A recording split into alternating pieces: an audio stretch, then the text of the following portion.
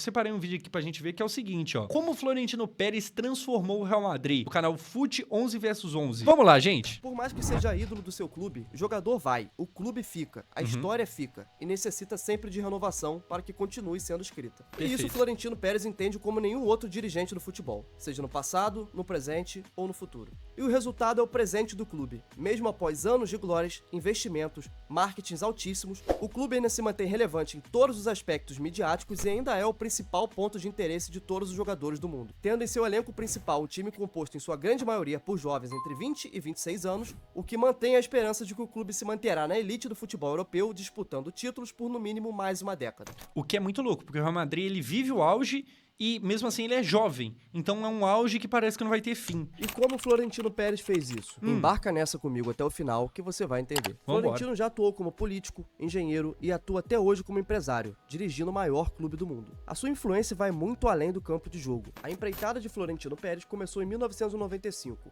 ano em que disputou pela primeira vez a presidência do Real Madrid, mas acabou perdendo a eleição para Ramon Mendoza. Em 2000, nas novas eleições do Real, Florentino iniciou sua campanha com uma promessa pesada e até aquele momento praticamente impossível: tirar Luís Figo do Barcelona. E tirou. Ele dizia com todas as letras: caso eu vença as eleições e me torne presidente do Real Madrid, Luís Figo jogará no Santiago Bernabéu vestindo o branco do Real. Vocês têm noção do que é isso aqui? Vou até deixar a foto dele aqui, ó. Basicamente, pra quem não entendeu, o Figo era do Barça. O Figo era craque do Barça. E aí o Florentino meio que apareceu e falou: gente, ó, se eu for eleito, eu vou tirar o craque do Barcelona e trazer pro Real Madrid. Vocês imaginam hoje um presidente do Barcelona falando, ó, se eu for eleito, eu tiro o Vinícius Júnior de lá e trago pra cá. Tá ligado? Seria surreal. E foi isso que ele prometeu, e ele foi eleito, e ele cumpriu. O mais doido é que ele cumpriu. Uma promessa desse tamanho era quase impossível para qualquer outro candidato fazer frente a Florentino, o que o levou a finalmente ser presidente do Real Madrid, pelo seu primeiro mandato, que foi de 2000 até 2006. Durante esse período, o clube venceu 2 ligas nacionais, na temporada 2000-2001 e 2002-2003, além de conquistar a Champions League de 2002. Títulos esses que deram respaldo e o retorno financeiro que o Pérez precisava para pôr em prática sua verdadeira ambição e a ideia desde que assumiu a presidência: transformar o Real Madrid em uma das maiores marcas do mundo, o que deu início ao projeto Galácticos. E o resto é história. Cumprindo sua promessa, o Real Madrid sacramenta a transferência de Luís Figo do Barcelona para Que chegou a ser bola de ouro depois no Real Madrid. o Real Madrid pela bagatela de 60 milhões de euros, se tornando até aquele momento a transferência mais cara da história. Isso nos anos 2000. 60 milhões nos anos 2000, você imagina. 60 milhões ainda é muita grana hoje, imagina nos anos 2000. História do futebol, Aí. que só seria superada pelo próprio Real Madrid um ano depois com a contratação de Zinedine Zidane, Esse cara é em 2001, gigante. por 77 milhões de euros. Avançando o projeto Galácticos, contando com Ronaldo Fenômeno, Zinedine Zidane, Luís Figo, David Beckham e muitos outros craques. A ideia de Florentino Pérez pode parecer simples hoje em dia, mas para a época era algo muito à frente do seu tempo. Ele percebeu que o público geral que assiste futebol não assistia mais somente para torcer pelo seu clube do coração. O esporte já era uma máquina de fazer dinheiro naquele tempo, precisando somente da gestão correta para fazer acontecer. E ao juntar os melhores jogadores do mundo e de nacionalidades diferentes, Pérez conseguiu o que era sua intenção desde o começo: tornar o Real Madrid uma das maiores marcas mundialmente falando. Brasileiros E atrair a atenção, né? Que é algo que o PSG fez recentemente. E conseguiu atrair a atenção. Só o resultado no futebol que não veio. Mas que todo mundo, tipo assim, até hoje a gente para pra ver o PSG. Nem que seja pra atualmente torcer contra, torcer pra ele se ferrar por causa do Neymar. Mas assim, nem que seja por isso, mas a gente para. Então consegue atrair a atenção. viam os jogos do Real porque amavam futebol e queriam ver todos aqueles craques reunidos e, principalmente, acompanhar a carreira de Ronaldo, que na época era um dos melhores do mundo e o melhor brasileiro em atividade. O mesmo para os franceses, que idolatravam Zidane, os ingleses com Beckham e assim por diante. Todo mundo tinha e motivo mesmo pra que o ver. projeto Galácticos esportivamente não tenha sido tudo que se esperava,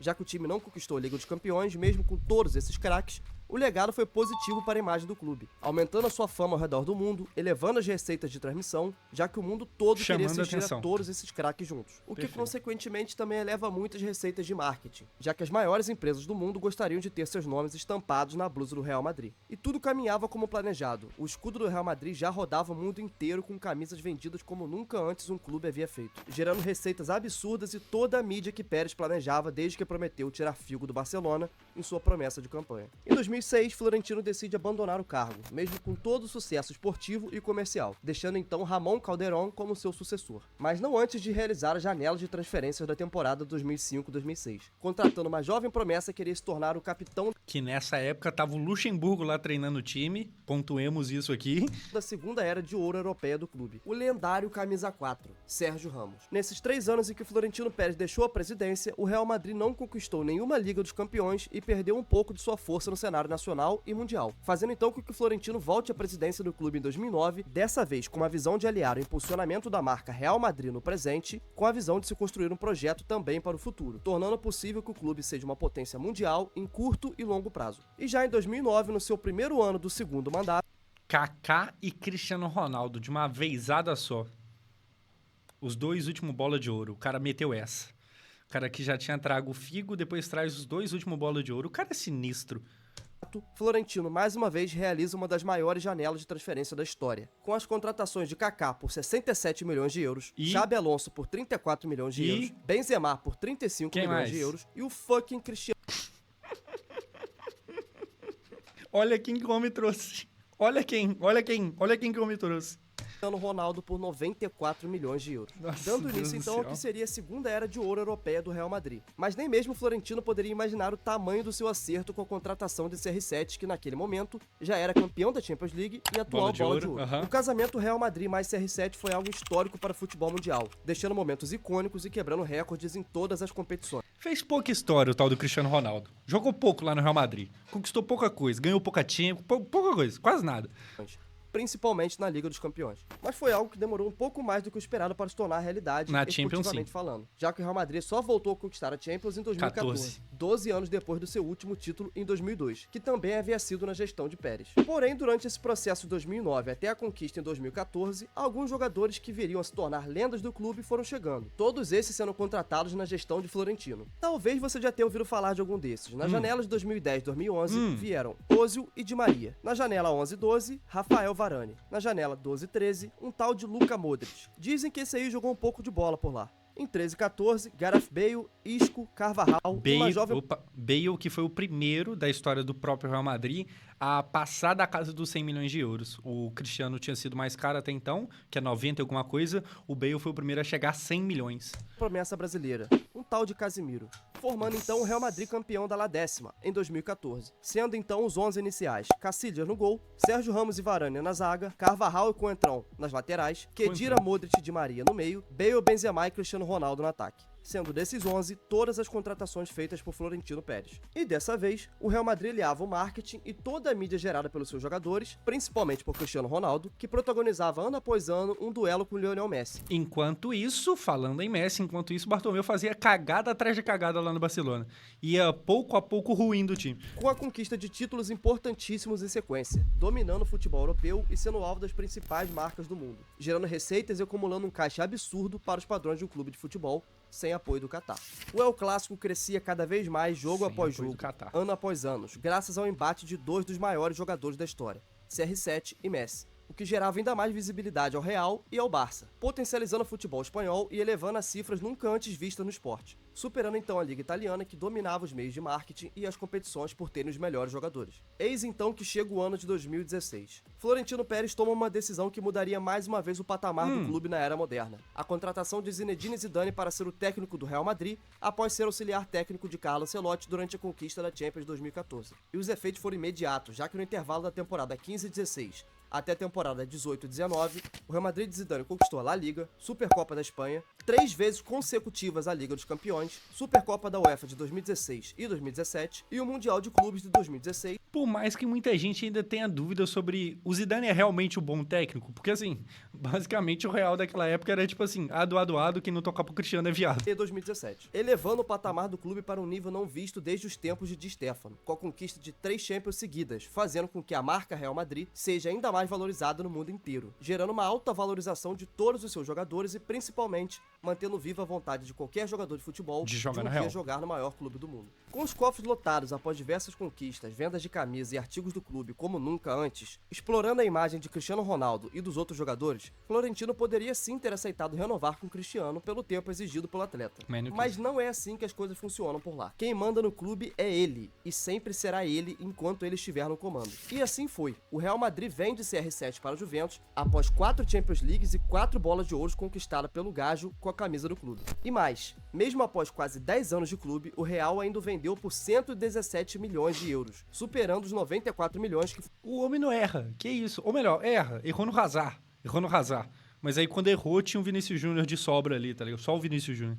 Por investido no jogador lá em 2009. O mesmo também é feito com Sérgio Ramos, que era capitão do clube, Marcelo, que também é um dos ídolos do clube e capitão, e até mesmo Casemiro. Mas isso aqui é um ponto que ele tá falando e é muito verdade. Um dos maiores pontos de sucesso, um dos maiores porquês do sucesso do Real é isso. Mesmo você sendo Cristiano, ou Casemiro, ou Marcelo, ou Sérgio Ramos, tipo assim, se o time perceber que, mano, você tá envelhecendo e passou da hora, eles não vão ficar dando contrato longo só por gratidão, só por, tipo assim, você é muito gente boa. Não vai, tá ligado? Tipo, acabou. Tchau, obrigado, você foi muito útil, mas é isso. Então é ídolo, você é respeitado, você tem toda a sua história, mas mete o pé. Você não tinha idade tão avançada, mas que optou por sair e o Real não dificultou. Resumindo, mesmo após usufruir de todo o auge do jogador, seja em mídia, títulos, números e desempenho por 10 anos, o Real de Florentino Pérez ainda consegue vender o jogador por um valor acima do que foi grana pago. ainda. Com o dinheiro das vendas e dos títulos, Florentino inicia o que seria até então o projeto atual do clube, a reforma do Santiago Bernabéu. Ainda custo tem até isso. agora de 892,7 milhões de euros, convertendo para 4,8 bilhões de reais,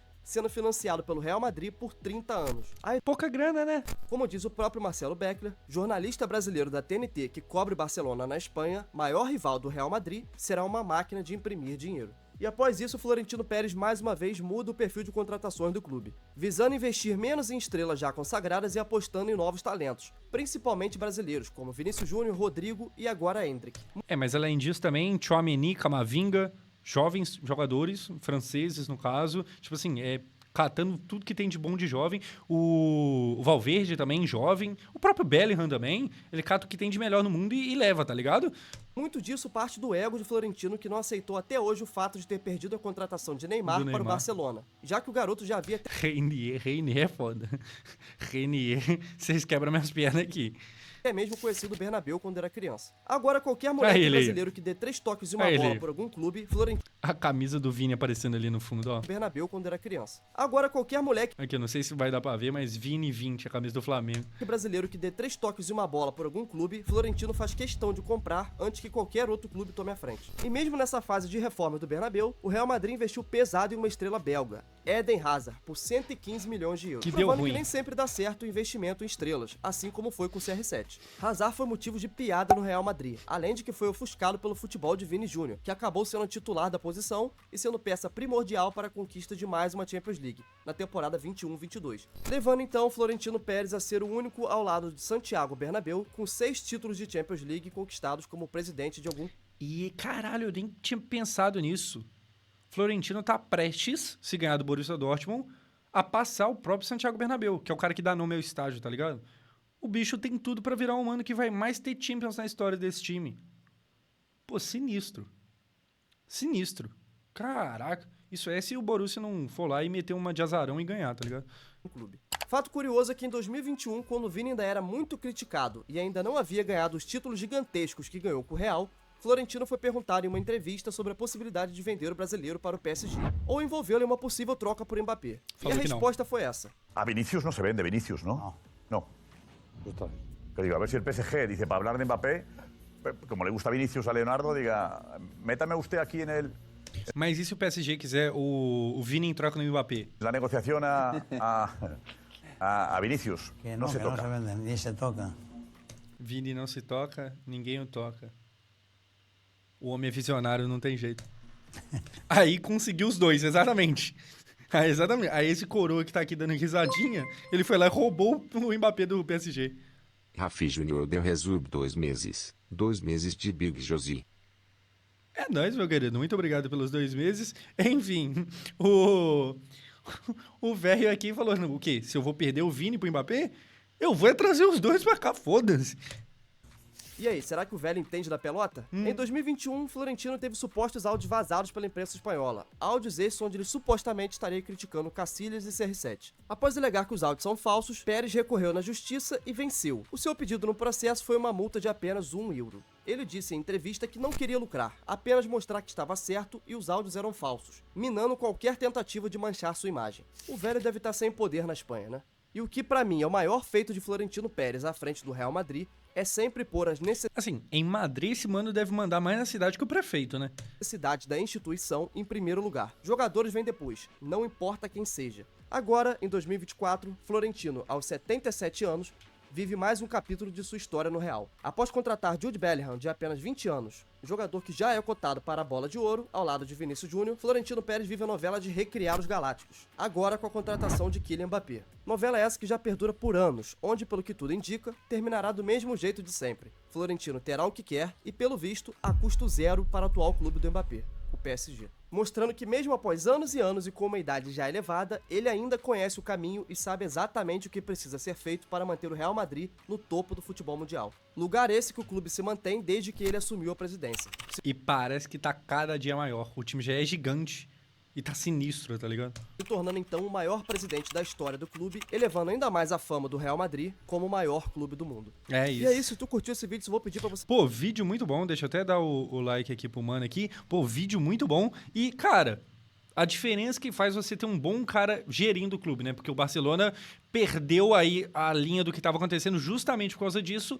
O Real Madrid não. O Real Madrid era tão bem gerido que virou isso, tá ligado? Pô, assim, o Florentino é sinistro. E como o cara fez eu perceber aqui, mano, o mano tá prestes a passar o próprio Santiago Bernabéu, que é quem dá nome à parada, tá ligado? É quem dá nome ao bagulho. Pô, absurdo, absurdo. O cara tá pra passar o próprio Santiago Bernabéu. Vamos ver daqui a um tempo, principalmente quando o Florentino morrer e tal. Não tô jogando praga no mano nem nada. Mas assim, quando esse bicho morrer, vai ter que ter alguma forma de homenagear ele no Real. E vai fazer o quê? Porque vai trocar o nome do estádio? Talvez merecesse, tá ligado? O bicho é sinistro. Sinistro. É muito grande tudo que ele já fez e ainda cabe mais, porque tá pra chegar um Mbappé, tá pra vir um Endrick. Pô, é surreal o que tá acontecendo. Eu acho que o mais louco é isso. O time parece que hoje tá no auge, mas se você for ver, o futuro promete até mais que o presente. Isso que é muito doido, tá ligado? O time parece viver o auge, mas parece também que o futuro é ainda melhor do que o hoje. Que isso?